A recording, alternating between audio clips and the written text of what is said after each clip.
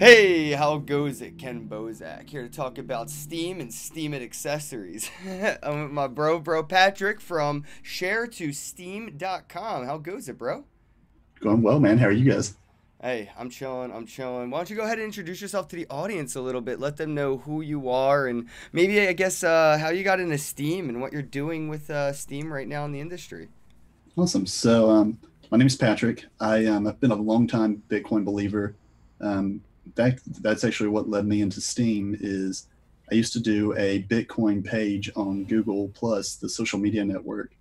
I had 100 and some thousand followers on there. Oh, shit. One day I just wake up and it's all gone. They'd banned Oh, my collection, like taking everything down because it had violated their terms of service. And got real pissed off about it. Started filing like support tickets, trying to find somebody at Google to help, but nobody would reach back out to any of the emails. So I just pretty much got stuck. And I wrote plenty of articles and even signed up for an account on Steam way back before that. So I just started posting there instead. Figured no way you can stop me there. It's kind of as a protest violation. One thing led to another, and here it's been a year, probably a year and a half since, and holding strong on Steam. Now just trying to get involved with the network, trying to help people see the value in it, um, see how you can have uncensorable a way to spread your anything that you care about. yeah. I guess we can just keep going on that last part where you said like uncensorable and Steam it and things, and we can just dive right into the elephant in the room of the whales can censor, right? I mean, a lot of people will probably start kicking up dust about that too. So let's get that out of the way. Um, but that doesn't necessarily mean it's off the Steam blockchain, right? That just means that Steam it isn't representing it in their UI, but it's not deleted. It's not gone. So in a sense, it's not true censorship. That's just like saying smoking cigarettes isn't illegal, but it is in my restaurant because I we all agree that that's not what's going to happen here. Right. And even cooler is about Steam is Steam it is only one of many hundreds of different front ends to it. So they can select what shows up on their page. But you can use busy.org or I love busy.org. steampeak.com. Busy.org is And actually really cool looking. It reminds me more of Medium, like the yeah, legacy blogging site. it actually has a decent UI to it and gives you good notifications. I mean, way better condenser than what even the main Steam it is. Yeah, and So on then all there's like those, Partico, right? Like I don't know if you use Partico, but Partico is a really cool way to use the interact with Steam's blockchain as well. yeah, the notifications that you can get right to your phone, just it's game changer for using it actually as a social network. Yep. Yeah. But yeah, all those different sites, even if somebody downvotes you, even if you piss off the worst of whales, they can downvote you into oblivion, but you're still going to show up to all your audience that is following you in those means. And even like you said on Steam, it you're still going to show up. You just have to do that extra step of clicking something, but your message is still getting out there. Nobody's stopping you from spreading whatever you want to say. So It's how do you use Steam it yourself personally? Because I see it says like will work for Steam. So yeah, we'll work for Steam Power. so how do you use Steam? Like how would a person that's just a blogger on Medium, how there's like blogging sites that are out there, but they don't have this sort of financial gain through upvoting or re-steaming or any of the sharing things. There's nothing to it. They just contribute to these platforms regardless. How would somebody using a platform like Medium, segue into using Steam and make it as something as a revenue source? So that's a great point. So what I'm actually was wanting to talk to you about is sharetosteam.com. That is a way to leverage outside platforms on the Steam ecosystem. So it will let you link your Medium, your YouTube, your Twitter page, Twitch page, um, and Instagram all to share to Steam. And as you make posts on those other networks, it will still go out to your normal network on that chain or on that platform, but it will also create a new corresponding post on the Steam chain for whatever content that was. So anybody that wants to follow you can actually follow you on Steam, get those same updates, and reward you with upvotes without you ever even really doing anything other than just setting it up that first time. So I would just use Instagram, and if I post something on Instagram, if I linked it through sharetossteam.com, it would just go right to Steam it. Exactly. Yep. So I don't have to log in to share to Steam every time I want to post something. Nope, it's just a one-time login. You'll put something in the description of your profile on Instagram or YouTube or whatever platform. You'll go back to share to Steam, and it'll check your profile for that code that you put in. Once it verified that that's actually your account. Oh, that's actually interesting. So I can't just like steal somebody else's Instagram account. All right. Right. Yeah, you can't suddenly be Damn, I was already coming thinking in. about that. I was like, "Ah, I'm just gonna like link, that way I could just curate a bunch of. But that's actually pretty cool. You have to verify that you actually own the accounts that you're linking. Right. Yeah. But then after that, that's the last time you have to do it. So I don't Then actually have to give you my login or password. That's I just put this code. I'm just trying to run that through so the audience gets it because that means I'm not going to share to steam.com and logging in with username password for Instagram. I'm just correct. getting a code that I have to copy and paste. Right. You copy them paste that one time. There's no OpSec thing there for like any third party like vulnerabilities to have my passwords because I'm using Restream .io right now, and I always get worried about them having like my YouTube and Twitch and everything. I'm like, what the hell? But it's pretty cool that like that's an easy way not to have to worry about logging in with something. Yeah, I've brought it up to the developer multiple times, suggesting to do OAuth, where you actually have to sign in for different functions, where you could actually share from Steam back to these platforms. Was my thought, Ooh, that would be but cool though.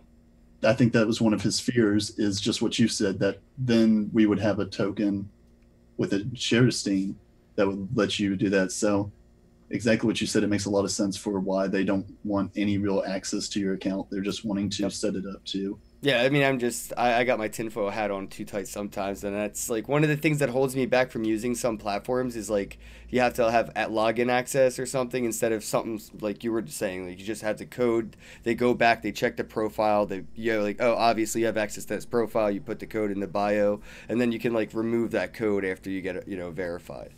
Right. Now, the only thing that you do have to do is you have to make sure that you're posting to a public page. So if you have a private Instagram or anything like that, you do have to open it public because it is just searching for public posts because it's not got account access. That's the only Right. thing that you do have to make sure of. That's pretty cool, man. That's pretty cool. I mean, I could see like, this probably picking up more so for like the adult industry. So like, you know what I mean? Like a lot of the cam girls or, models out there for them to like spread their content and get it out there with the simple like hashtag this or that.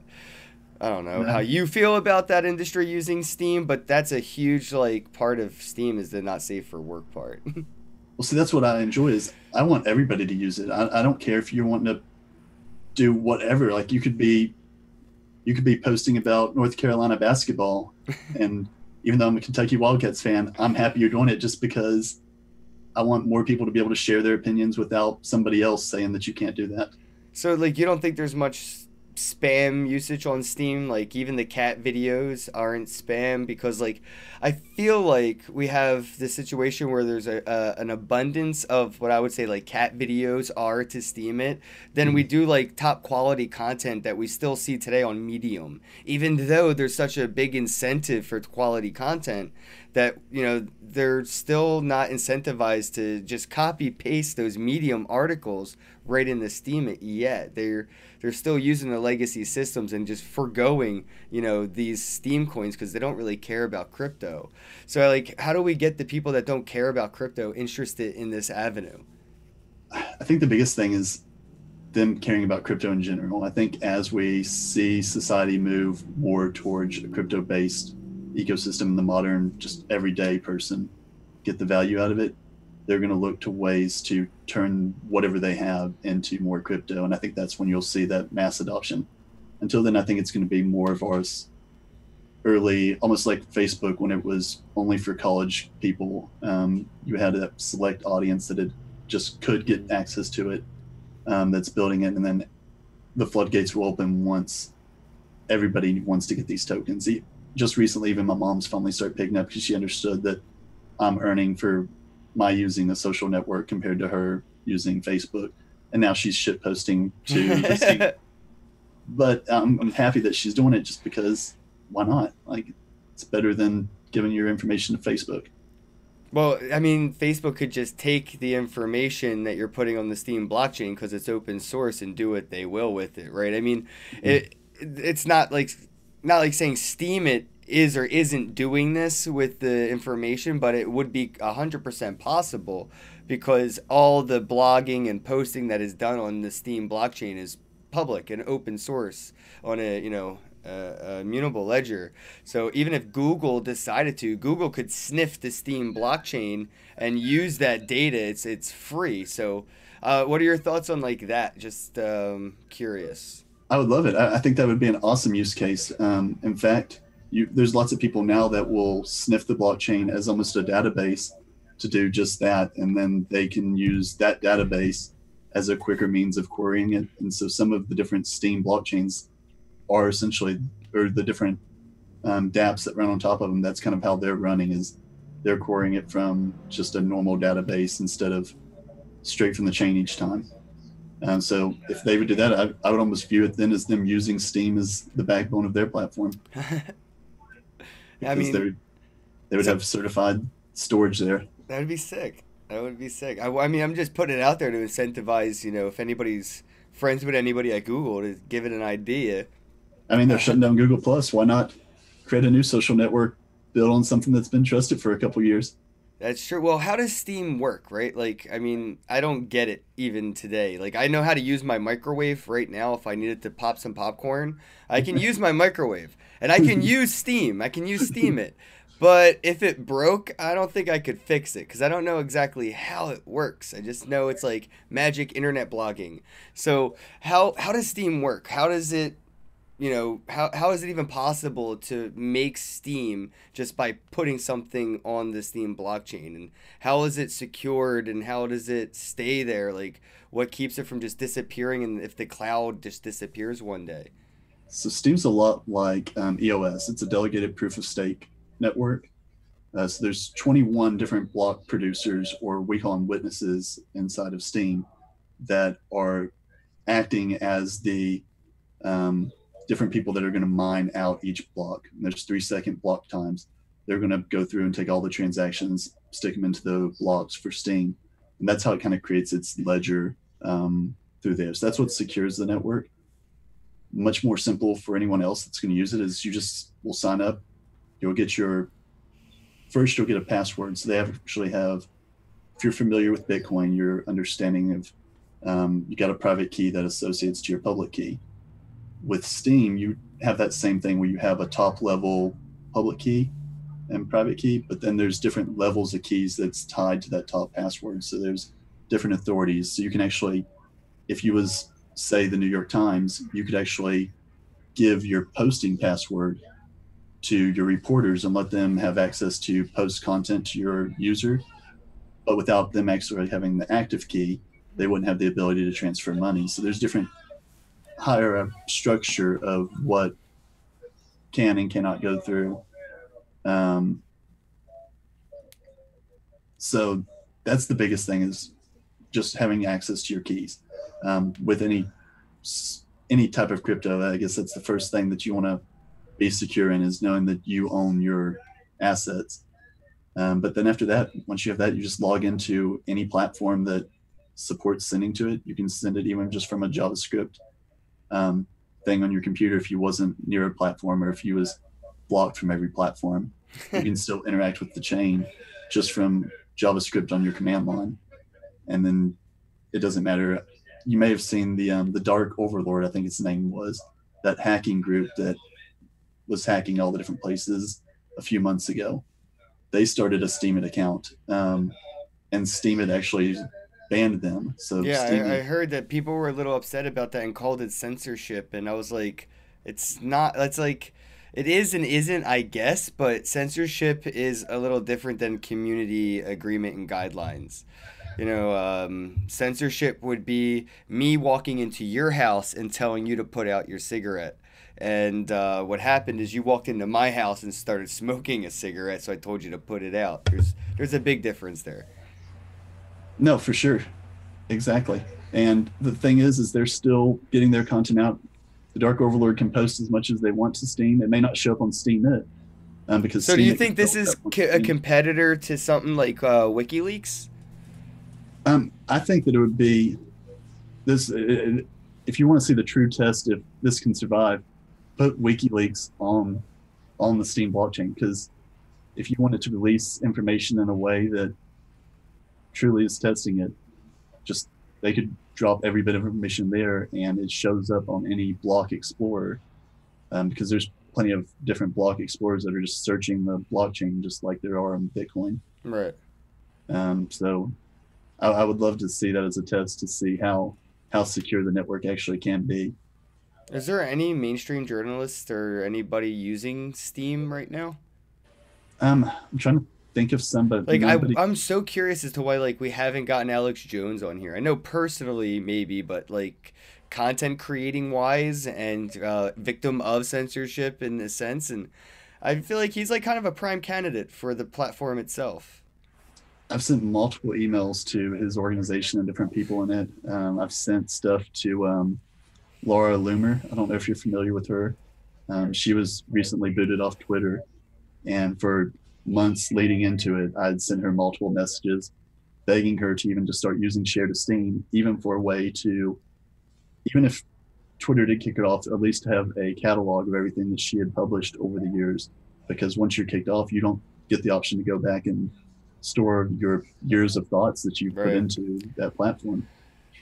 Even using Share to Steam, even if you don't plan to use it as an actual way of interacting with your audience, just as a way to be a file backup of your data. Right, like a Um, cloud, a social network cloud. exactly. Yeah, Even it that happened to alone a is lot of Facebook groups as well, and like forums and bloggers on Facebook that were like political or pro cannabis or pro gun and very debatable topics. They had been kicked off the platform and everything was like pretty much deleted, and they don't have the opportunity to go back in time and back all their content up.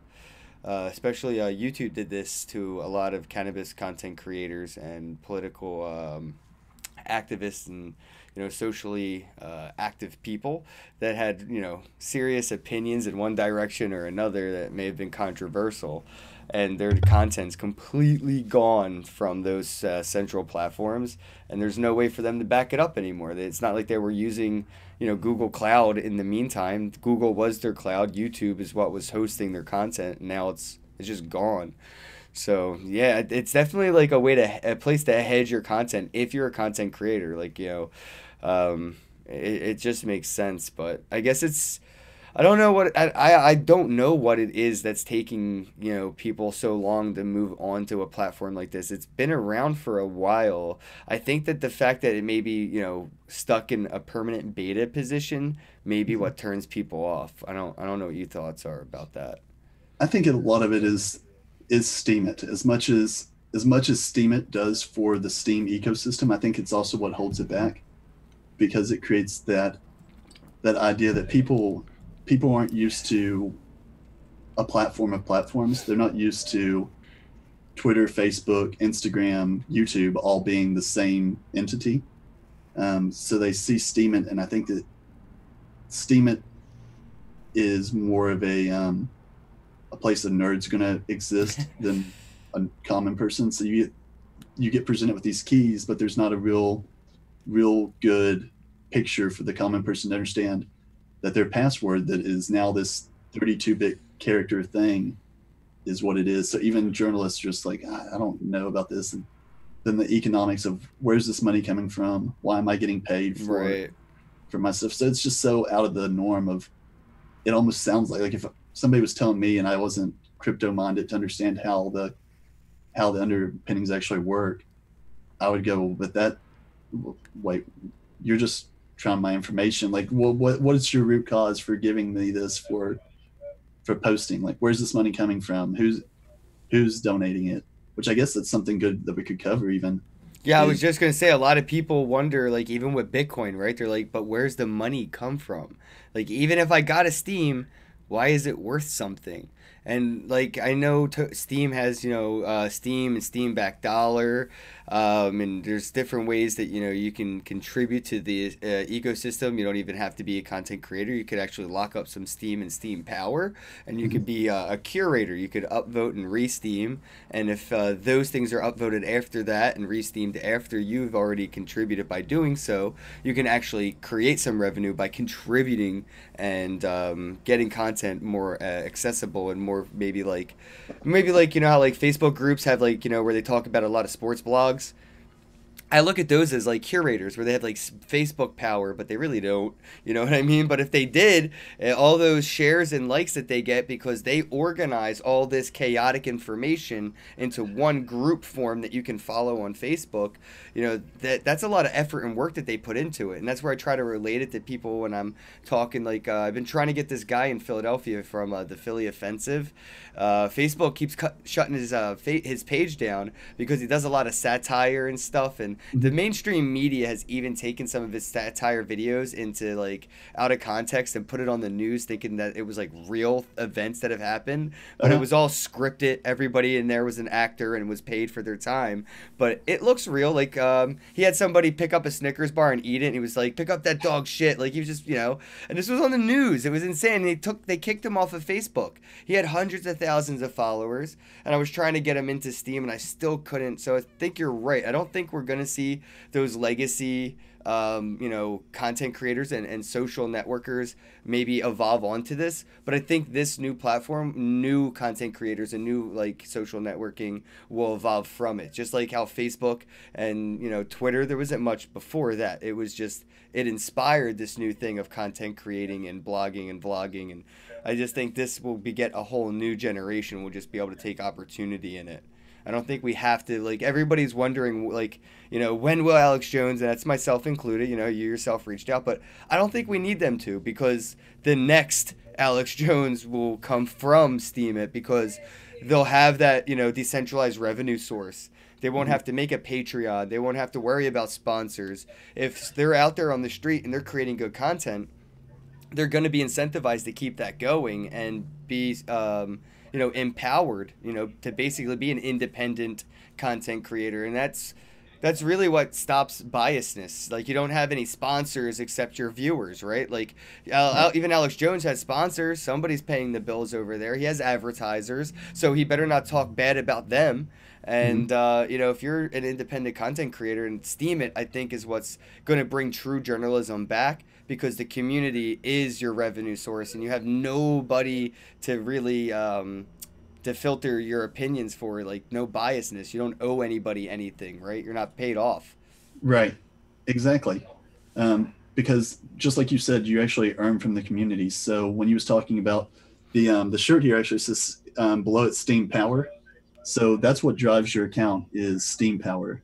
It's the token that's staked once you put your Steam up. So as you go through, once you make a post for this video on Steam, and I like it, it's going to make a calculation of how much Steam power I have and what percentage upvote I give, and that's what actually determines how many, how much vote power, I guess, how much. There's a term for it called R shares, but um, how much is behind your post. Then there's an inflation rate, just like with Bitcoin. We're constantly inflating it slightly, and on Steam, there's going to always be an inflation rate. So it's not something that I would recommend as a store value if you're looking for a sound hard money like Bitcoin would be.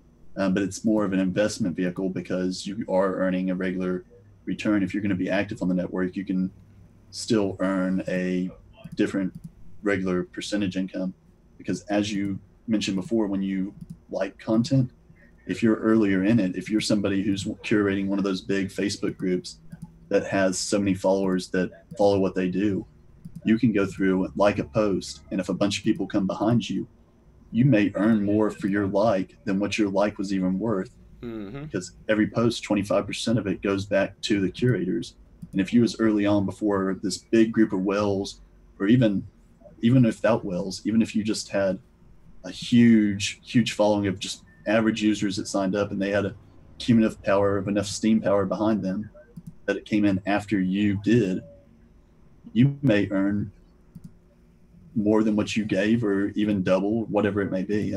I've had experiences like that where I've liked a post, but then you get one of these whales or one of these promotion services come in and upvote it by $100, and then you've made 2-3 times what your vote's even worth.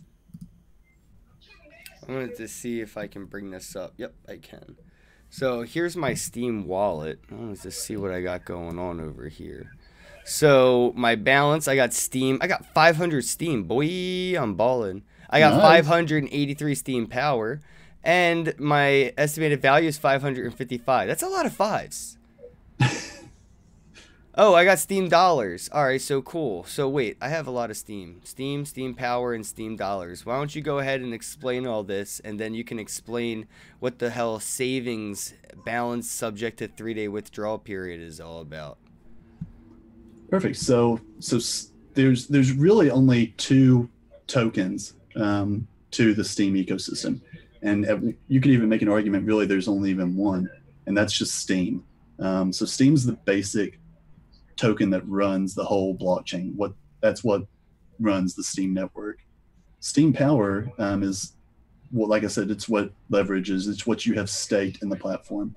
So once you stake it, it takes 13 weeks before you can get it back. If you stake it today and you withdraw it immediately, you'll get 1/13 of it for weekly payouts.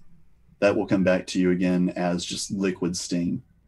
From there, you can convert it either through the market that's internally or by just trading it with someone else for Steam backed dollars. And Steam backed dollars are essentially a debt instrument against Steam that the algorithm of these witnesses will increase and decrease the print rates for Steam backed dollars. And they try to keep it leveraged to where Steam backed dollars are worth $1. You'll notice that the market is not allowing that anymore. We've seen last year, I think it was, where Steam backed dollars were valued at $10. And then even earlier this year, they went below down to, I think at one point, like 80 cents. So that instrument's kind of aging poorly with the market of trying to keep a stable coin. Just because once you get so many of them out there, it's harder to really control the market with your print rates. Yeah. So it's losing. It was originally intended by the white paper as a way for content producers to avoid the spikes on the Steam token, because that was going to be volatile based on who was needing it, who wasn't, with the goal of Steam back. But my personal opinion is I think you could even do away with Steam back dollars to, again, simplify the ecosystem to where new users just know they have this much Steam. They don't even have to worry about trying to say, well, what's the better token to hold on the platform? It's things like that. I think it's what's holding back the main person going back to everything. Steam back dollars were just supposed to be worth $1 a Steam, and at one point even I think it jumped to like $10. So it's volatile in either direction. It's not that bad all the time. I think I was holding a few Steam dollars when it went upwards, and I was like, oh well, this is cool. But then I realized it was also not a stable coin. So I luckily it wasn't when it went under $1 that I have to learn that lesson, which a couple people did. And they were rightfully so to be upset, but that's the free market. That's the open market. You know, the people decided to start selling them for less than what they could have been worth inside the ecosystem. Right. No, exactly. And it's one of those that I think that it was a great intention and a great way to start the platform, but it's just something that aged and honestly could be depreciated out of the whole project, in my opinion. How does the savings account here work? It was the same thing, because there's different debt ratios and everything like that. They could actually offer an interest on it, but witnesses haven't offered an interest rate, to my knowledge, in a while. So it essentially gave them almost the same tools to kind of pull the market as what the Fed has in our traditional banking cycles. And I guess where I'm just more of that Bitcoin mindset of just get us a stable print rate and let the market figure all that stuff out. I don't need you fooling around with print rates and changing things. So So That's right. there's different things that are building on top of Steam's blockchain besides Steam, and not just blogging and vlogging. I'm streaming live right now on vim.tv, VIMM.tv, and it's streaming it right to Steam live right now. Like if I pull this back up over here for the viewers, I haven't edited it, but it does say like my first Vim broadcast, which isn't true. But it posts it right here, and it says click here to watch live stream.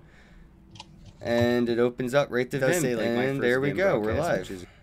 See? And people are upvoting. It got 8 upvotes. Looks like I got 8 cents. And I post on here every day. I post on Steam it via Vim, and it's because of like those plugins. And I play things like Steam Monsters that's building on top of it and stuff. So like, what else is possible to be built on top of Steam that we haven't seen yet? Because like, I never saw something like Steam Monsters being built on Steam's blockchain. But I think since I've seen what they have done and made possible, I feel like it's kind of almost a little endless here. Like what are your thoughts on like what could be but hasn't been built on the Steam blockchain? So what I'm really excited for actually got announced a couple days ago, and it's a dating app. Dating app, see? What? Yeah, you could have two profiles that are going to be able to, you're going to be able to look just like you do on social media and make a judge for the person. But outside of that, you can take so much information about the way they behave. There's just a lot of social data there that you can make decisions on that. And somebody has decided to kind of make a dating service built on the Steam chain. I'm sure. Oh man, is it going to be like an upvote, downvote, or a swipe right, swipe left kind of a thing? Because I haven't checked out how they're going to actually do their implementation. I've just heard about it. But just if you can imagine a website, it could be built on the Steam blockchain. I'm actually building a store right now on going to be using the Steam chain called Shop Steam. so you're going to be selling swag on the Steam blockchain. How's that even possible? How do you utilize the Steam blockchain in a way that you could build on top of it things like Steam Monsters and like your Steam shop and things like this, dating? Like, how is it even possible to utilize a blockchain to do things like that? One of the big things for Steam is there's an ability to save JSON data inside of transactions and on your profile. So that's what a lot of things like Steam Monsters is actually storing their states of the game using different hashes that you can verify the state of the whole game just by the transactions on your profile. So you know that if your hash says that you've never signed to prove that you're sending this card to somebody, that the game is still operating validly. So it's just using that additional data space.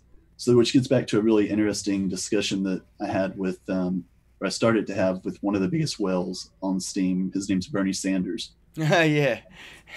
He gets a real big rip for being an asshole. And I'm probably going to get you and I both downvoted for even saying it, but whatever. But he, I made some comments about this organization called Steam Cleaners because they're aimed at going through the blockchain to try to eliminate spam. And personally, I don't believe there is spam on the blockchain since the most recent hard fork, because they changed the algorithm that you can only post by as much Steam power as you have. Mm-hmm. You get this refilling thing called resource credits that essentially determine how many actions you can make on the network. So the more Steam power you have, the more you can say. The less that you have, you may have to wait before you can post your next comment. So if people wanted to have Steam power and comment on every single Steam article ever, here, go to my website, check this out, like a spam advertisement, it's really contributing to the ecosystem. So why would anybody want to downvote that and stop incentivizing people to use Steam in that sense? Right, and that's the way I view it. If you've put the resource and you put your monetary incentive into owning a stake inside of the company, then be free to do whatever you want. Now, I still support the idea of the community downvoting, because if you're using all that Steam power that you have to post all these comments and then upvote them to essentially mine the rewards out of it, I agree with the idea of being able to downvote to not let somebody pretty much rape the reward pool, the inflation pool, because they have so much Steam power that they can just take the whole pool away from the common man being able to do it, so the common man can fight back by downvotes. but I don't think that you need a platform specific delegated thing that goes out and does that to people, because it creates that central arbiter of opinion, which is what we're trying to defeat by being on a blockchain in the first place. So, what are your thoughts on people using Steemit to basically manipulate people into upvoting their content just to catch some of that reward potential from the upvote? Like, for example, if I were to write articles, I could hire some bots to upvote my content, and people don't even have to read anything. They're just upvoting because they see this content gets a lot of upvotes. So they're now making content that may be not so, factual, maybe fake news in this article, but because so many people upvote it, this article looks like it actually may be genuinely full of truthful information, just because there's a lot of upvotes, and people are upvoting it because it got a lot of upvotes. How do we prevent that kind of spam incentive? So that's actually if a lot of people would argue that may be one of the reasons that we haven't seen mainstream adoption. If you go to steemit.com and you go to the trending page, you'll see that, just guessing, most of the articles that's there probably aren't going to be your highest of content. Some may be, some are going to be announcements from projects on Steam just trying to get up there to be seen, just like you said, because the more votes, more people are going to look at it. But a lot of them will go, and there's services that are built on top of Steam for just what you said, that you can pay somebody who holds a lot of Steam power so much Steam, and they'll go and upvote your post to give it, promote it, zone. That's where it really helps that the community can stand in, and if the community feels that the rewards aren't justified, to go ahead and throw some downvotes at that to bring it down. But there's no like monetary incentive to downvote right now, right? There's no like curation rewarding. So people that are downvoting right now are just fucking trolls instead of actual moderators of the content, right? There's no revenue monetization for that. So I think that's maybe something I think Steam should probably be focusing on, is how do we monetize the moderators that are curating the quality of the content, so people actually go out of their way to say like, this high paying article is full of shit, and people are just upvoting it because they're dick riding on some fucking asshole who hired a bunch of bots. Right. Yeah, it definitely, there needs to be more of an, I don't want to say an authority, but I agree there needs to be a better way to go the about community needs to be able to implement more authority, right? Like, that's that, decentralized authority. It just needs a way to be able to be implemented and monetized, because it's only monetized right now in one direction. Right, exactly. Now, it's like you said, it almost comes down to altruism, because you don't get any reward yourself for doing a downvote like that, unless you're also a content producer, because that's going to take because the reward pool is limited. It's a finite amount of new Steam that's going to be introduced. And so if you're lowering the percentage that's going to one of them, you're upping the percentage that can go to the rest of the pool. So if you have a content creator that's competing with the same kind of content you're competing in, you may be downvoting them because you want your content that's in the same category to be higher up. Theoretically, you could, but then you have to worry about, do they report it and then you look like the asshole so people don't follow you because you're an asshole who's...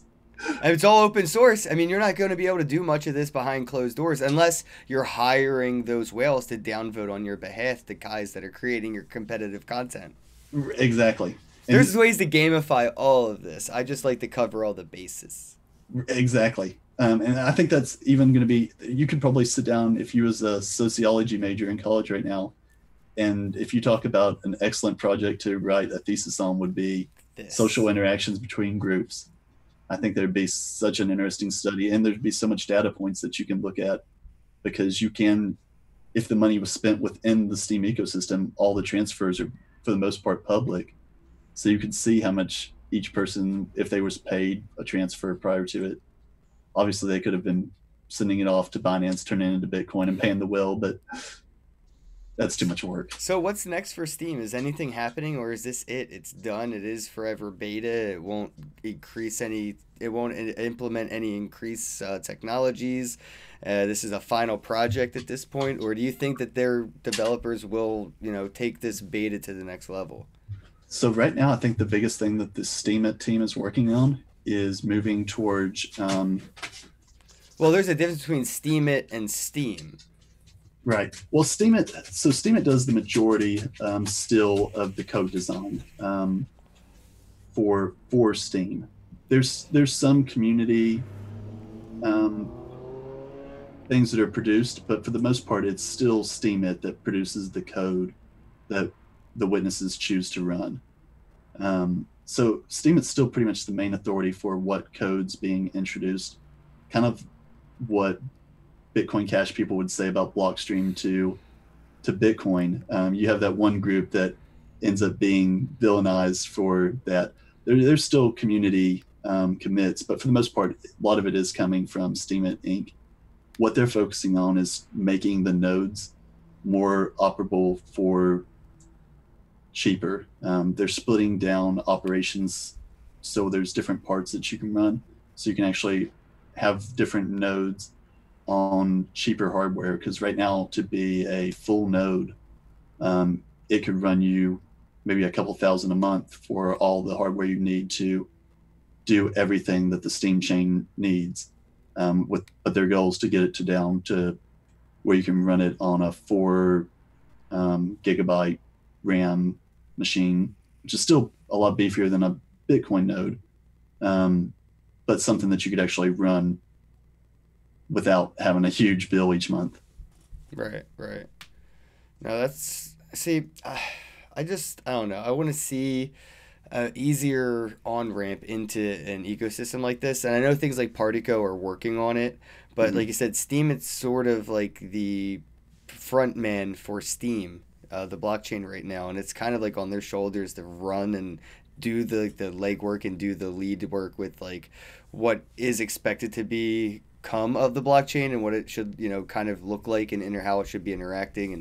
And I hope that that doesn't affect the things that are being built on top of it today in the future, because there's a lot of things being built on Steam and how it runs today, but if it were to change in any direction for any reason, it could affect those projects. And I'm wondering if there may be, like how Tron has basically gobbled up a lot of the projects that were being built on Ethereum and EOS and stuff. Just curious to see if your thoughts on any of the projects potentially jumping ship to another blockchain, and if that, like, how EOS right now is trying to compete with things like Steam or whatever with their, I think it's like Sense Chat and stuff like that. I think that the people that are on Steam are pretty loyal. We actually seen a situation kind of like this with DLive. They Thank you. That's what I was kind of getting at. Steam blockchain to kind of jump ship to start their own. Broke my heart. Very much so. Yeah. Talk about somebody that was devastated. I spent a lot of time within their platform and their ecosystem, both curating, creating content for them. So what are your thoughts about actions like that? I think that if they would have done it in an honest, upfront way, it'd be awesome. I would have, because so one of the things you mentioned before was talking about how can all these platforms keep continuing growing the platform, and that was actually a part of the last hard fork software upgrade for Steam that happened as well. With the introduction of these resource credits, now you can actually, before the way the accounts were created was by burning the Steam or transferring it into that. So you had to have Steam or a central authority kind of determine who would get accounts. Now you burn these resource credits, the same ones that you use to make posts. But if you have enough, roughly around 5,000 Steam power, you can actually have enough resource credits to make a claim against it. So these big platforms like Busy and like Steam Peak that have larger delegations, they actually are going through now, and they're what's onboarding the new clients. So it's actually made it to where the size of new users that can be onboarded is being built in. So I think we're going to see the expansion of users a lot this year over the next 2 years, because it's been taken away from the hands of Steemit to create those users. But that made me lose track of what the original question was. Like just what your thought is about like Oh, projects platform like freedom. DLive and going and creating their own blockchain or going to another. Like, would it be possible for Steam monsters to just up and leave the Steam blockchain and start building on something like Tron or create their own blockchain or like just what your thoughts are about actions like that? I think that if you was upfront with it, that your plans were, that'd be one thing. When this circumstance behind D Live is, it seems like that was the plan the entire time, from different hints that was left throughout their coding of their Lino blockchain. But if you was upfront, I think that it would be something that you may only get a select following that joins you in the first place. You wouldn't have as much of an open, welcoming hand, Right. but at least you've done the launch the correct way. That being said, now there is the ability to build tokens on the Steam ecosystem. So you can actually build your own blockchain on top of the Steam blockchain. So What? yeah, they're called Like an Steam. ERC20 type thing? Very similar, actually. If you go to Steam-Engine, let me confirm the address. Steam-engine.com. It introduced the ability to do smart contracts on the Steam blockchain through side chains. So each time a block occurs on the Steam blockchain, that lets the Steam engine blockchain, which they do it through these Steam smart contracts. So essentially, that's what makes it so disappointing about what DLive done, is if they wanted to introduce their own token economics, they could have still been rewarding every user that created there with Steam for upvotes and all the things that the Steam blockchain does. But they could have had their own underlying protocols still running that would reward each post with Lino or whatever they wanted to call their Steam tokens that's on it.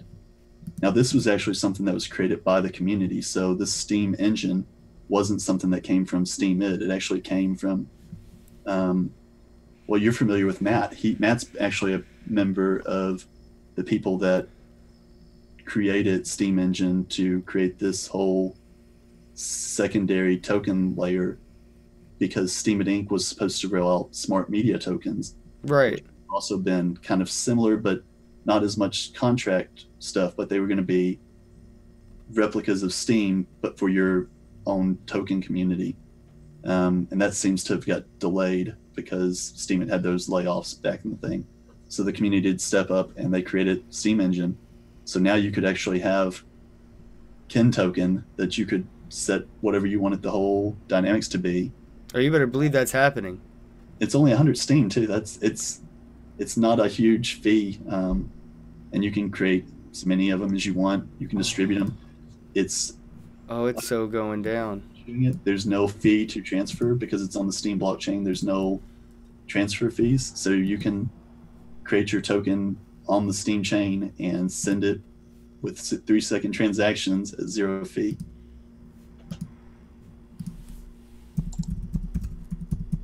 I'm gonna try. I think I can do this right now. I conveniently held 100 Steam, so let's do this. Oh, great! Get So have started. you bought your ENG tokens yet? All right, hold on. Buy ENG. Yep. You'll need All right. 100 ENG, which ENG are equal to 1 Steam. All right, so I'm buying 100 of those. Buy. Confirm. Oh, this is going down. Transaction has been broadcasted.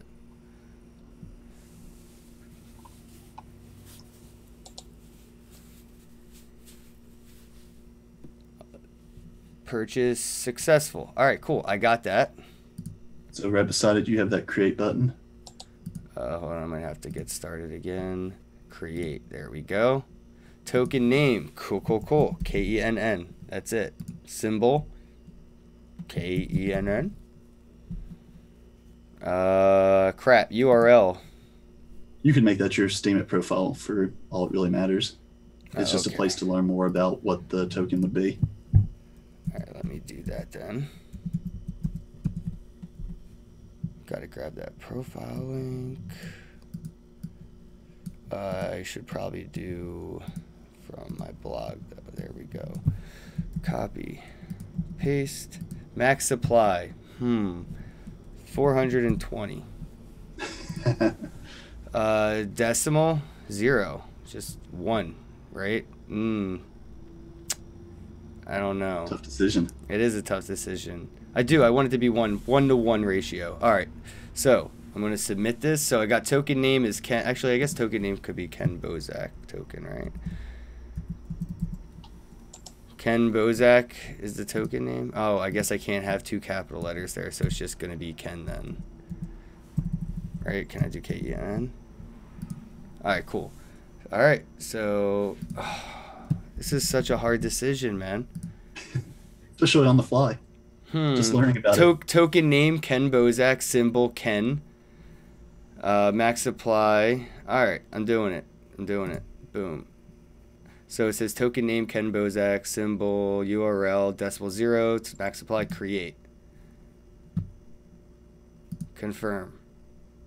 Ooh, this is so exciting. Transmission has been broadcasted. Oh, bro, I'm gonna have to send you one of my tokens now. Did you ever download Steam Keychain, which is the MetaMask? Of course, Matt's like one of the guys behind that too. Matt is on fire for the Steam blockchain. That guy is producing everything he's touching is gold. All right, so it looks like I'm just waiting because it says I have 0 Ken right now. So now you have to go issue it. That's 420 was your max total thing. Now if you go into your token balances, I believe. So I have to I've not actually created a token. So I have to go to issue and issue it all to myself? Exactly.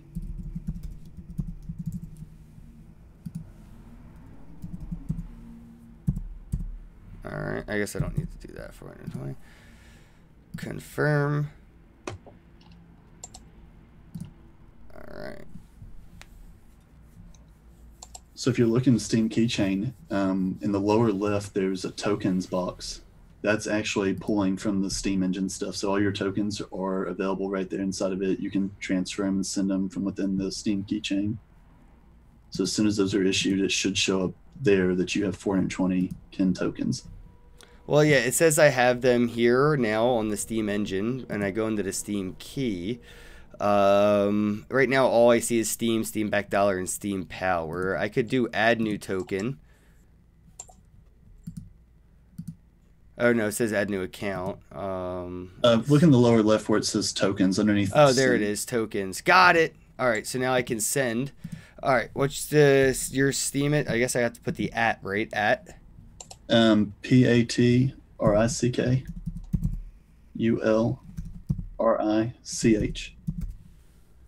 All right, Patrick Ulrich.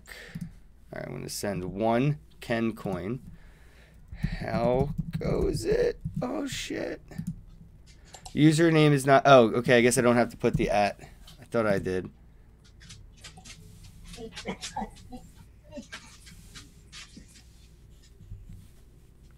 Dude, this is exciting. I made my own shitcoin. Token trans... All right, it's sent. And I now have 1 Ken inside my wallet.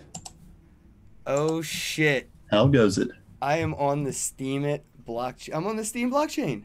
You're immortalized in what is 3rd chain now that you're a part of? Yeah, the 3rd one. This is my 3rd shitcoin that I'm on Engine, Ethereum, and Steam now. Oh, yeah, Popsicle. I got to send DJ one of these. That's for sure. All right, DJ, I got you. Tokens. Send. Steam Engine now has a fully functional marketplace, so you can actually sell your Ken tokens on the market for any value you want now that people... I'll let the open market decide what I'm worth. Exactly.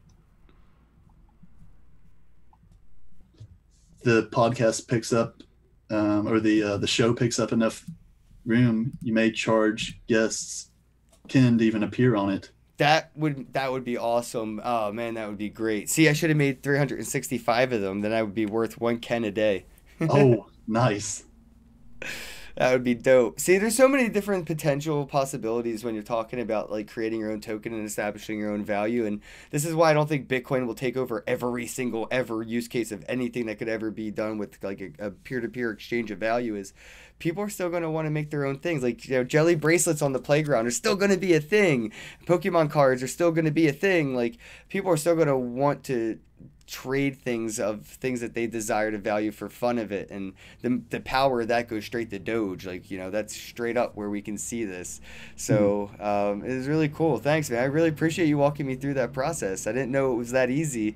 And now you're thinking about, like, you know, journalists that might be able to do things like this, or anybody, like, you know, blogging or vlogging or anything to that nature. Like you said, you could charge it for your time, or, you know, for whatever reason. It's endless potential. What would you do with your own coin? So one of the things I'm talking about, that store, I've thought about. Yeah. Let us know about the store. Well, ShopSteam essentially is just going to be aimed to be a marketplace that anybody can go on and create an account and post whatever they want. Think open bazaar or whatever. It's going to be moderated to the level that there can only be legal things sold through it, just for liability purposes. So not quite to the level of open bazaar, but anybody can create an account, sell things after they become an approved vendor, and then just get paid in Steam or Bitcoin, however they come through.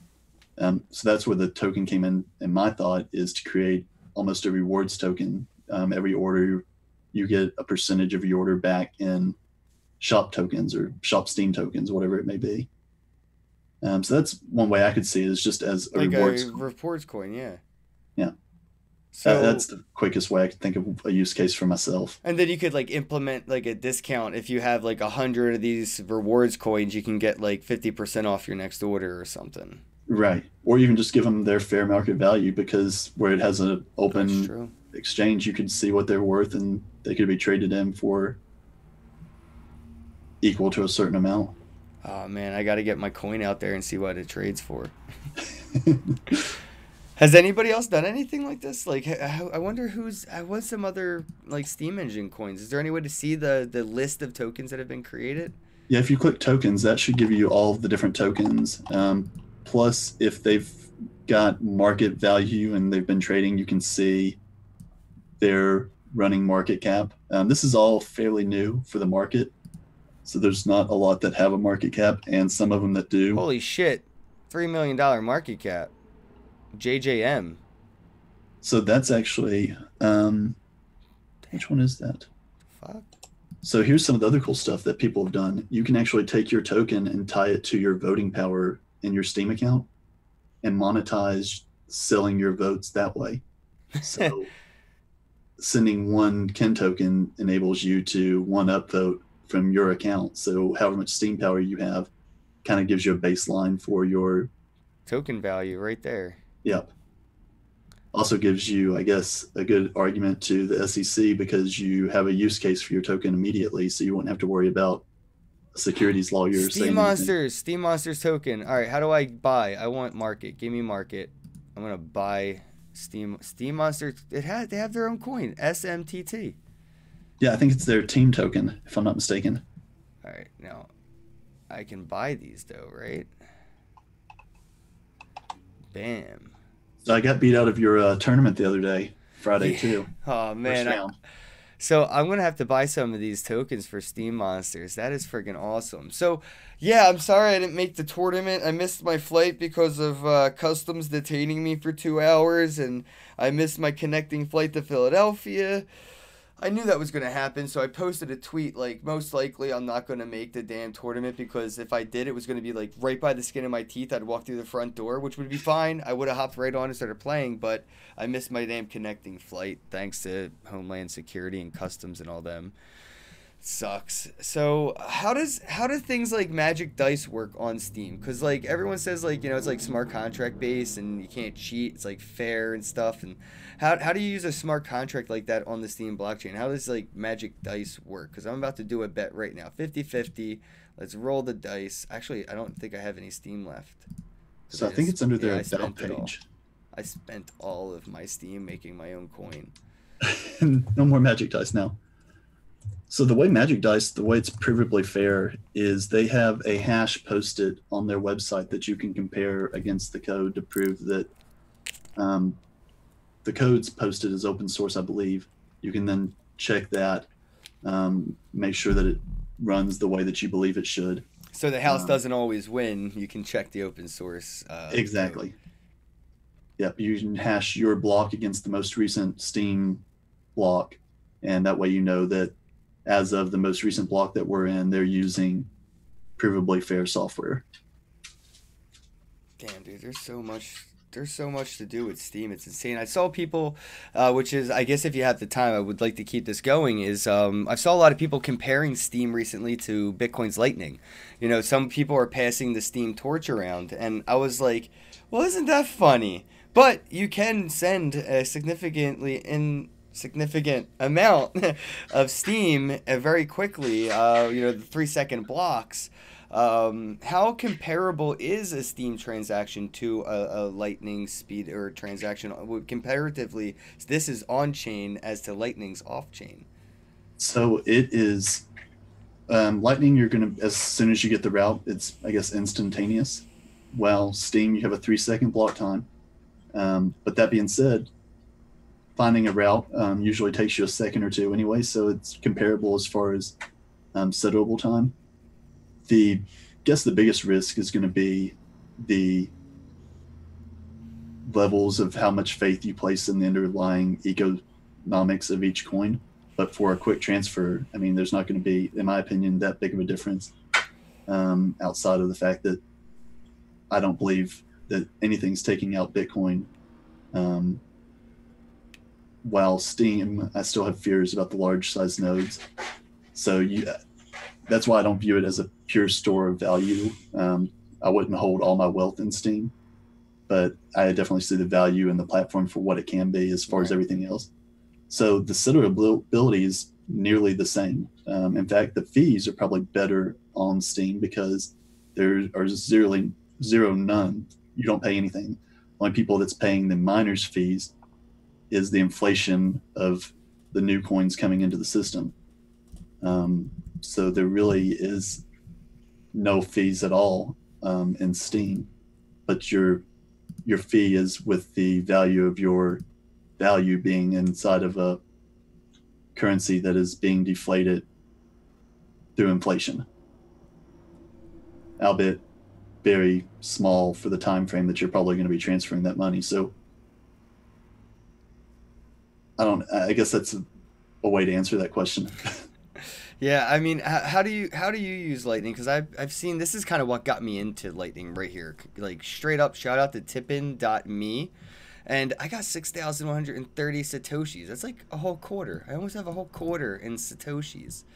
And let me see. Can I tacos? I got tacos. Let me see my tacos. Somebody send me some tacos. Like I can get some tacos over here. Like, do you use the Lightning at all yourself? I'm a huge proponent of Lightning. If you couldn't tell, I still consider myself a Bitcoin maximalist as far as the monetary aspects. I've redefined myself to be a Bitcoin monetary maximalist. I don't view the chain itself as being the be-all, end-all, but as far as a monetary value, I don't think there's anything better than what Bitcoin could ever be. But there was always the problem that Bitcoin's unscalable at the layer one. But with something like the layer two technology inside Lightning, Bitcoin eliminates, in my view, the use case for 90% of all other coins that are out there, because most of them are created to be some form of a currency. And once you can send Bitcoin feeless, what's the real point of leaving the Bitcoin ecosystem at that? Is the way I've always seen it. And Lightning enables that. You can send any amount for next to no fees. And if there are fees, you can route around them by opening channels with a direct path to somebody that you would need, that you wouldn't even need a fee. Well, you mentioned earlier that you could worry about the Steam nodes, right? And I worry about the Lightning channels sometimes. In order to send a large amount of Satoshi Sats, right? You're gonna need a large channel, and you're gonna have to trust that that channel won't close and cause any issues. That then before you could actually withdraw, so then you have to open your own channels to do these things, and it's just going to be cost ineffective at some point. And I do worry about like the lightning channel centralization vector and attacks of like, imagine whitelisting lightning channels that you have to go through a bank, because in order to send large amounts there have to be large amounts kept in that channel on and not being used. Mhm. So there's a potential factor there. I wonder if you ever consider that. I have, but the free market's going to route against it because even if I say that this is going to be the only approved channel, well, there's going to be somebody who has Bitcoin that's going to create a channel to. So, You for hope. example, if the You government only hope. says that you and me are allowed to transact, but DJ says that he's going to create a new chain, he may create it for one Satoshi more than what the approved one is. Maybe. But why wouldn't he? I mean, I would do That's it. true. That's true too, right? I'm gonna open it right now because you don't open it to your identity. It's only to a Bitcoin address, and so I'm gonna open as many channels as I can. I'll be one more than the government approved channel, but if you want to do anything, you could just send it through me as Hmm. opposed to their direct channel. And then it's just about how many channels you can open up. So as long as there's enough people within Bitcoin willing to fight the man, then you can route right around the man without him even being a problem. How would all this off-chain Bitcoin affect the price of Bitcoin though? If it's not moving, if it's just sitting there, would that cause you think the price to go down, become more stable? How would it affect the volatility if we start seeing massive amounts of Bitcoin being kept basically on cold storage in a sense, keeping these channels open? I don't think it really has any effect because we have that same thing now because Binance doesn't do any of their transactions for the most part on chain. All of their exchanges between coins are all done from their cold storage just in their own database. So most of their coins are probably locked up in cold storage the same way, just not tied to an opening of a channel or a closing. So I don't think it really have a ton of effect on the price other than because they're still going to be able to move it anytime. You can close it out to an on-chain balance and send it to a traditional vendor. In fact, I think most exchanges will eventually allow you to do deposits within it as you see channel capacity increase.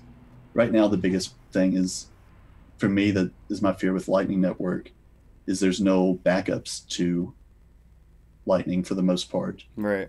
You can save your channel state, but then you just have to be there's still that chance that your channel state's not the valid one Yeah. for the timestamp, and then the other person can just claim that channel right away from you.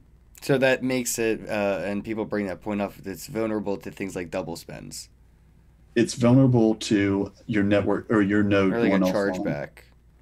Yeah, it's vulnerable to your node going offline because if you aren't keeping a node that's constantly online and able to communicate back and forth, it can create this situation where you go offline for a few minutes, but I'm still producing the current state.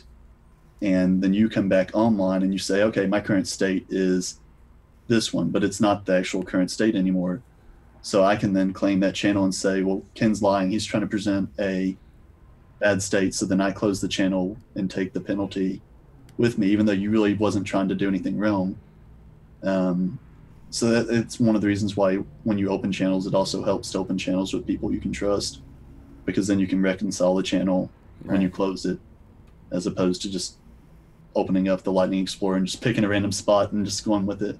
Well, what's the difference between like using your own channel or like using something like it's like, Blue Wallet? Like I'm using their wallet, but it's their own like little channel that I'm using their Lightning to host everything. I'm not doing anything on my own. What's the difference between maybe, I guess, doing it all on your own or using somebody else's? Essentially, just the reliability. You're putting faith that they are going to continue to host the node in a proper state, which for me, I can't sing high enough praises for the user interface that Blue Wallet presents and Same. the ability that they're giving to like make the anybody to be able to use Lightning. So you're essentially it's just your value. It's almost the same of running a node versus using an SPV wallet in a traditional Bitcoin sense.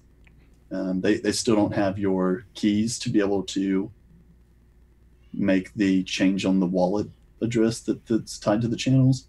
But if they start presenting a bad state, they're not keeping their node online, then you could still lose funds because whoever your channel is hooked up with could claim the channel's inaccurate. But like I said, they've done an excellent job of keeping things reliable, and so far so good with them. Sound Genie has a very good point. He says you must run your own or must own your own Lightning, your own node for Lightning to work. For transactions, it's comparable to things like PayPal. Blue Wallet is custodial, just like using a bank. And in a sense, it is and isn't. Like we were saying, like it's not like they have the private keys. They don't own the Satoshi that is in the channel, but they could obfuscate and cause cumbersome transactions in a sense, and that is a minor form of censorship potential, but it's not lucrative in their favor. They make very, very, very small transactions fees from the channel's use. So for me using their channel, I do pay a very, very, very, very small fee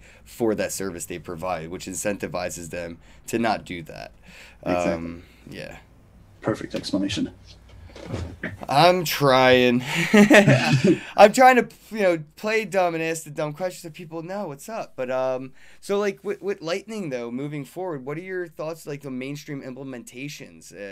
Like when Lightning channels are more, mainstream and we see these implemented. How do you visualize a Lightning channel, implemented into any ecosystem that exists today? For example, maybe even gaming. So I think what we'll see is consumers will open channels, but that we'll see mostly businesses that will be closing channels, if they even decide to close. Because you'll still, if you're a business and you're shipping off, say Amazon was to accept Bitcoin through Lightning, they're going to want to close their Lightning channels because they're going to want to realize that value into their own keys as opposed to leaving it available on the network. Although you can make the argument maybe they'll want to keep it on there to be able to route payments and earn Satoshis themselves because they're going to be one of the probably most connected channels there are. But I could see businesses closing it. So that's why I think there'll still be fee support for miners, is you'll still see a lot of businesses closing channels to go into mainnet Bitcoin to actually store the value. And that we'll see Bitcoin almost become your store value, whether that be gold or stocks or your IRA. That'll be where you really store your money for secure storage. But Lightning will be what you'll use as almost a bank account. That will be the be your own bank will be the Lightning network.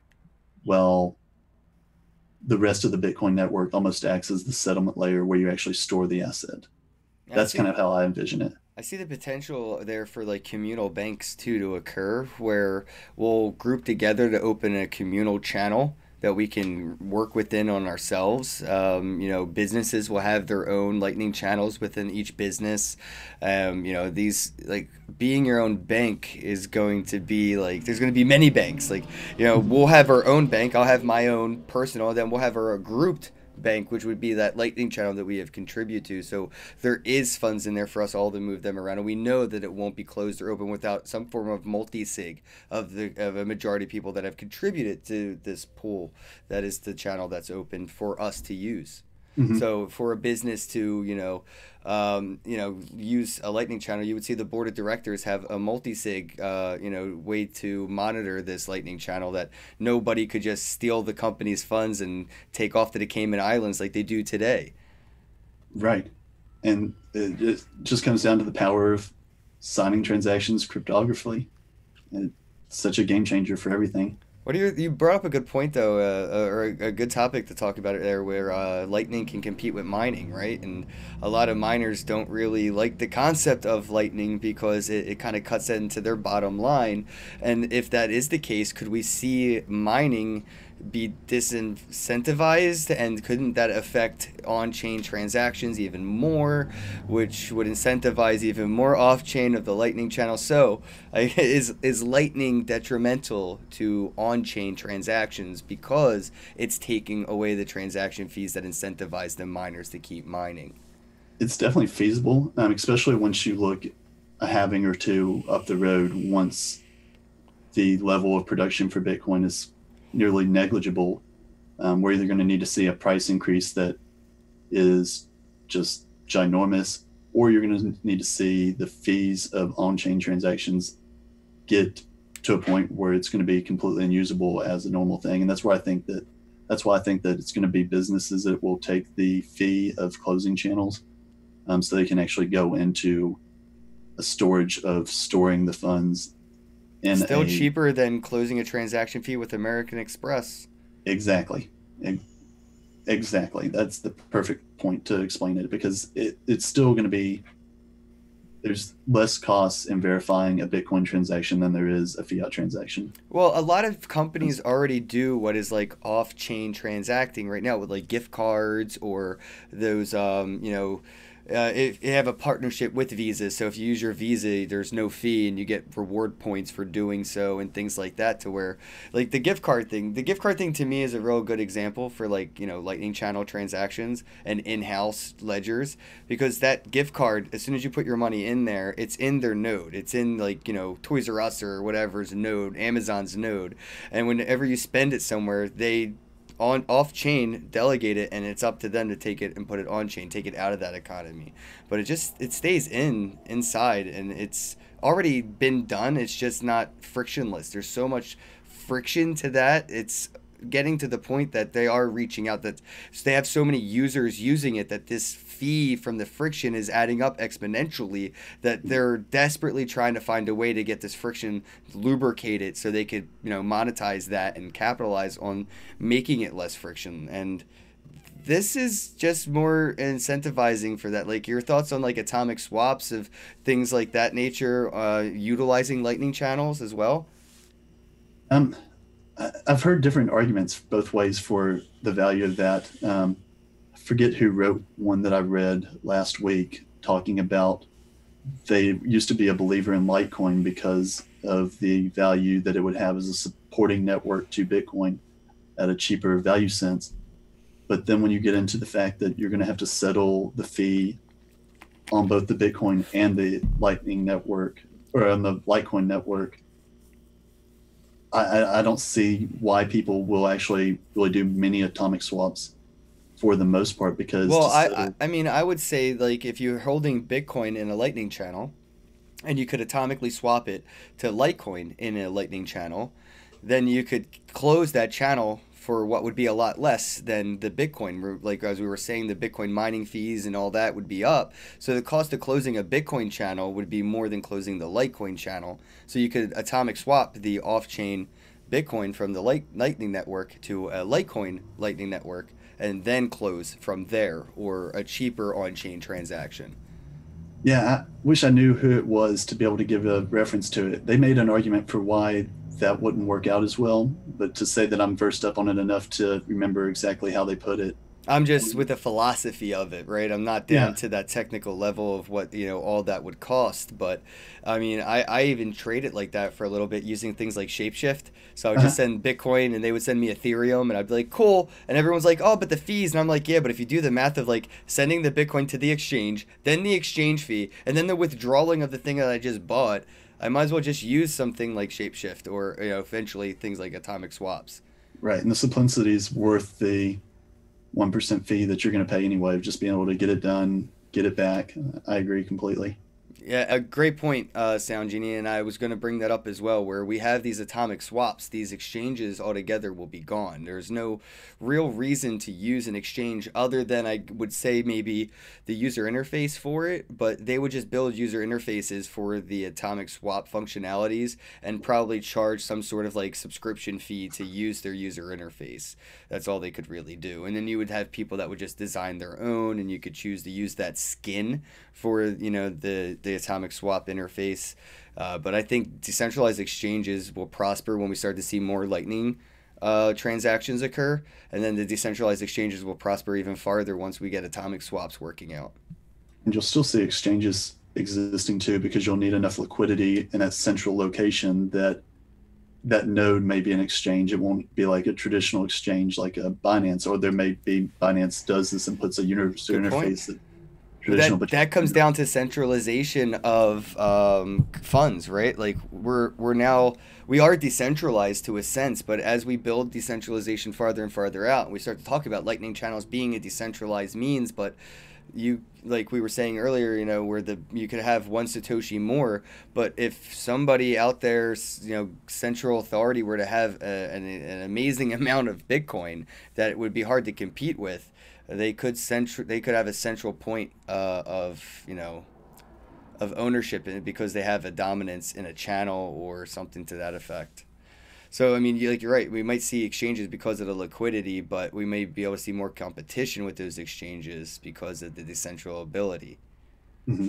But it does empower its central authorities even more because they have the means to gather a lot more funds than we do individually, decentrally.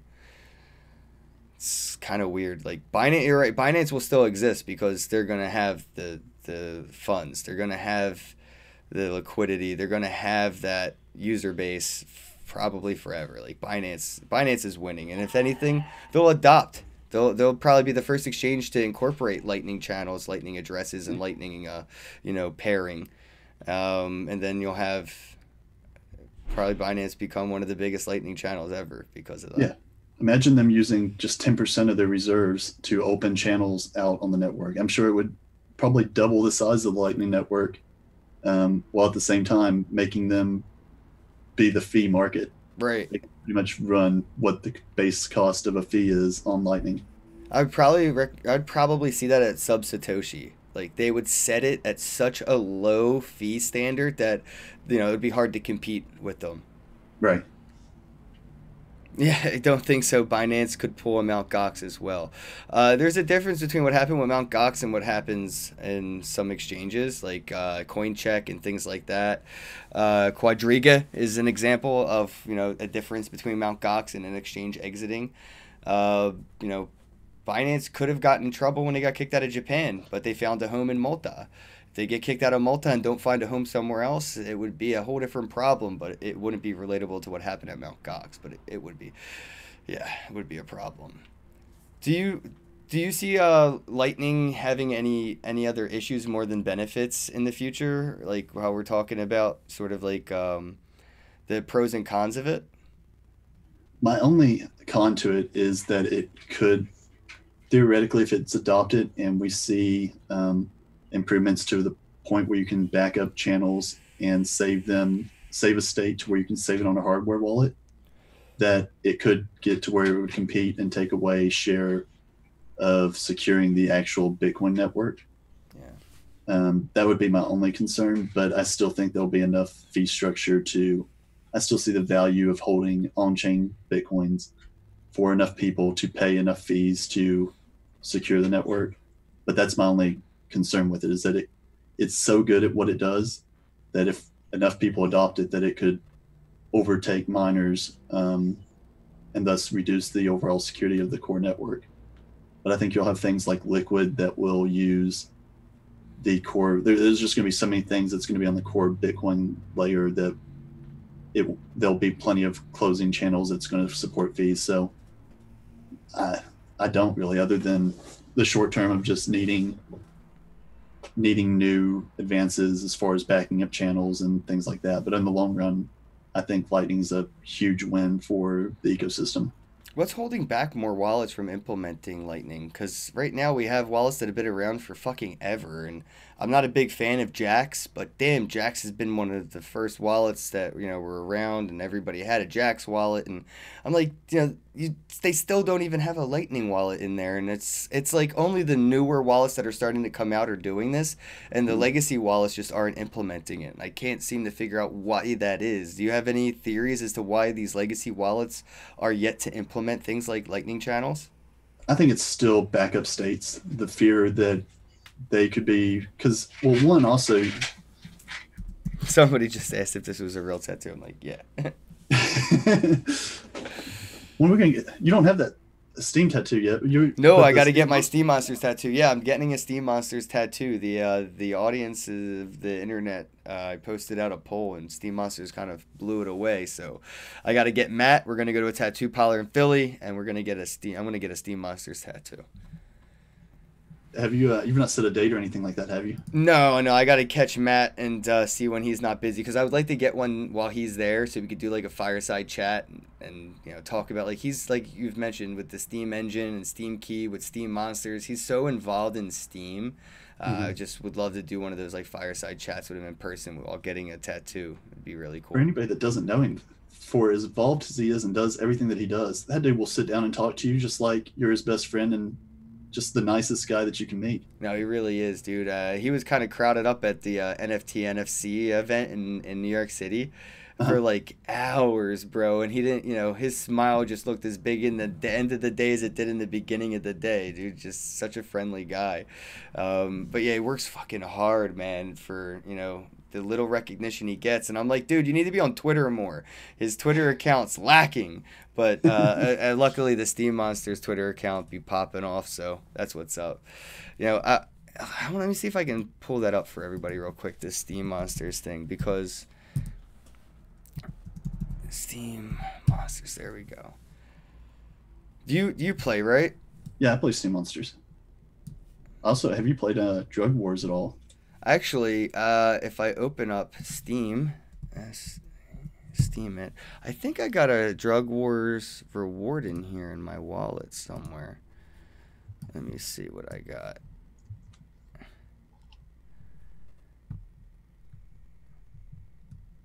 Right? No?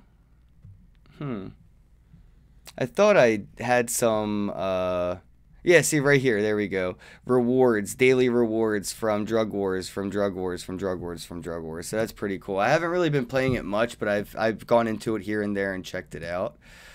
But I have a pack of cards right here. I wanted to open on here. So I like open now. Let me see if I get anything good. Oh, I got a gold card. See? Right there. Right out of the gate. Higher. I got the Peaceful Giant gold card. All right, I'm done. That's it. I'm just gonna end on that great gold card note. Everybody should check out Steam Monsters, and I got a gold card. I'm excited. I won. It's fucking awesome. So yeah, I don't know exactly what tattoo I want to get for Steam Monsters. I don't know if I want to get a Steam Monster, but I really like that the round Dragon Ball Z looking like logo they have with the teeth in it. Uh-huh. Like I'm tempted to get just that. Like that's but then next thing you know, they're gonna change that. I know it. Every logo I have tattooed on me has changed so far. Right. All of them. So sucks. Um, well, Bitcoin. Well, yeah, it's true. But actually, yeah, I was gonna say I got the Bitcoin logo right here. I got my Bitcoin QR code.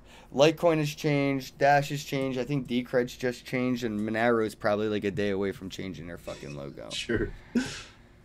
Have you done this yet? If you leave a comment on any of your posts that does an exclamation point bookkeeping, and then you put Magic Dice, or if you put Steam Monsters, there's actually a bot that will respond back and tell you much you've spent in time on that, how much you received, so you can tell you if you're at a net loss or a net gain. How do I do that? It's you just leave a comment on any post. So go to my blog and just do a post, a comment. Yeah. All right, so I'm going to do that. Let me just drag that over here so I can do it on screen. All right, so let's do a reply. All right, comment. What do I do? Exclamation point Okay. bookkeeping, all one word. Mm-hmm. And then if you want it to do Magic Dice, it would just be space Magic Dice, all one word. All right, so bookkeeping, magic dice, got it. That's it? Yep. And then just send that. It will respond to that comment with a recap of everything you've spent money on for the game. Oh, God, I'm so nervous. You can do the same thing for Steam Monsters, and then also for, I believe, Moonstein. Is the other one, maybe?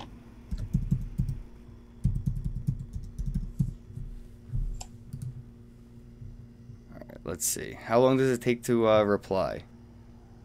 It doesn't take too awful long. You should have one. It's essentially it's a bot that checks the blockchain for that specific bookkeeping phrase. I'll bring it back on screen as soon as it pops up. I'm actually pretty nervous to see how much I spend on Magic Dice because I suck at that game. So addictive.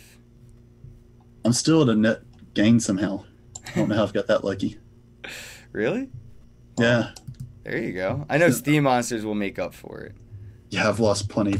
I'm the opposite. I've lost all my money on Steam Monsters because I've not sold a single card. I've still got all Well, of I them. was gonna say, I guess it doesn't count if you win cards and add it. Yeah, it would look like I'm at a loss too because I never sold much. I hodled mine. Oh, there we go. Here we go, guys. Let's look at my audit.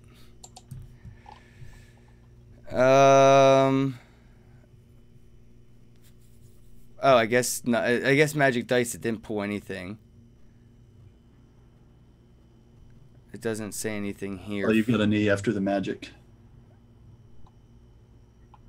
Oh man. There we go. Yeah, I have a typo. All right, I'll fix that. But here we go with the Steam Monsters. Steam Monsters received spent 340 Steam spent. Jesus Christ. Oh, I shouldn't have looked at that. Yeah, that's not a little bit of Steam. So we didn't even talk about all these other ones. There's Steam slot games now. Steam Bet, Moonsteam. What are they doing? Moonsteam's a pretty neat one.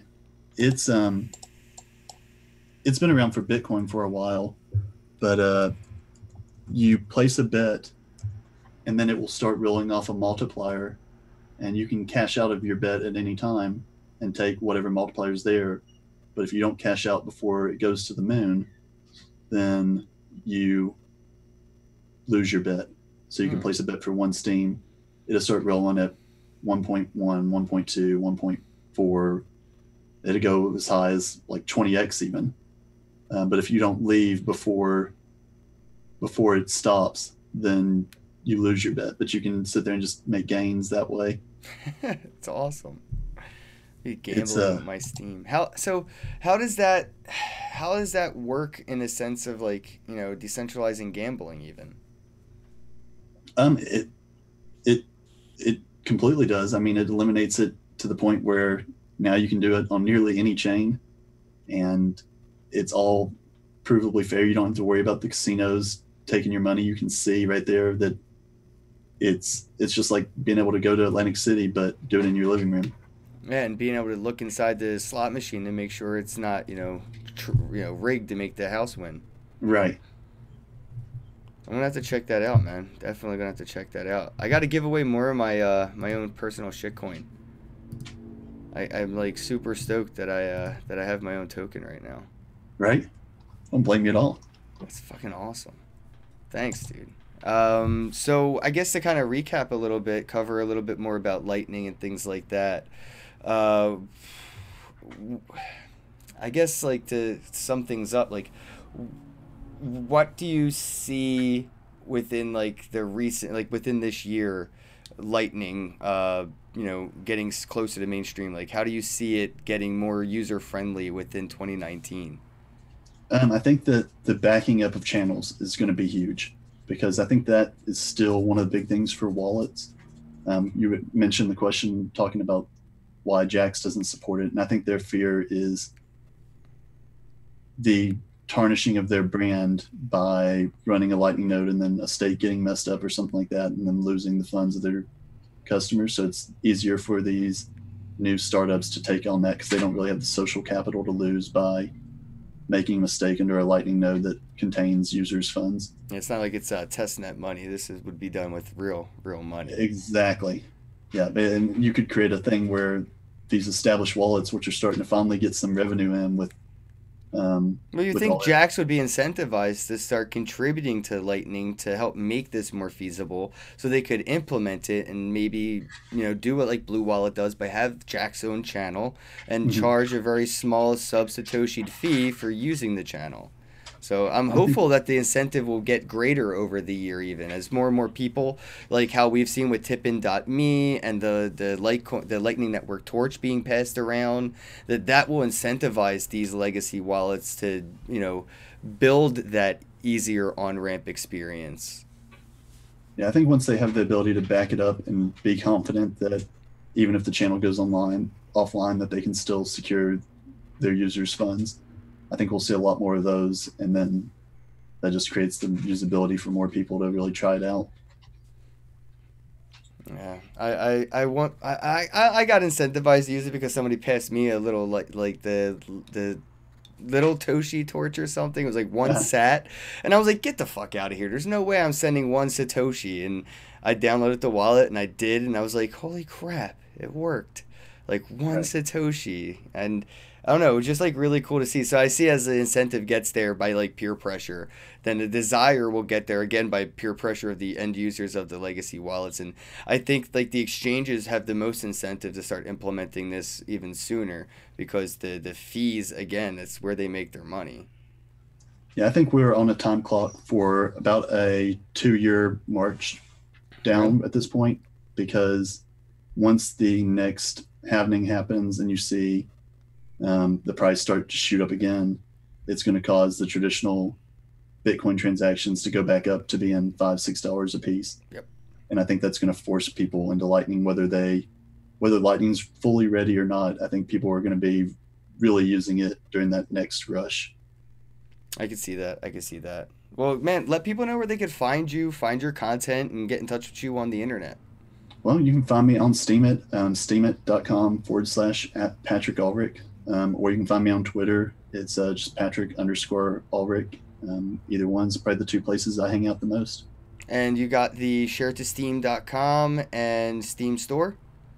Yep, sharesteam.com isn't my full project, but that is just one that I love to support. But I will have shopsteam.com available soon. You can go to it now. It has different products up that you can purchase with Steam or actually Lightning Network. Both Oh, will work. cool. All right, man. Well, that's what's up, bro. Guys, check it out. Shopsteam.com. Pick up some swag with Steam or use the Lightning Network and get some swag, man. Thanks for so much for coming on and educating, the audience a little bit about Steam and Lightning and having a time, man. And get back to work for some, what is that, Steam Power? I should have like will work for cannabis shirt. Will work for Ken Token. That's going to be my next shirt. Will work for Ken Token. Don't forget, guys, I got my own token on the Steam blockchain, and I guess that is a atomic swap, right? There's the atomic swaps of those tokens that are on the Steam blockchain, right? Yeah, you can. There's an open decentralized exchange that you can trade any of them for. Dude, that's so badass. I'm gonna have to try to trade my Ken coin for some Steam Monster tokens. There you go. That's what I'm going to try to do. All right, man. Everybody, thank you so much for tuning in. Don't forget to pound that thumbs up button, click subscribe, flick the alert bell, do all that social media shit. And check out Patrick Ulrich on Steam. Let him know what you think of his articles and blogs, and visit his store, buy some swag, and have a day.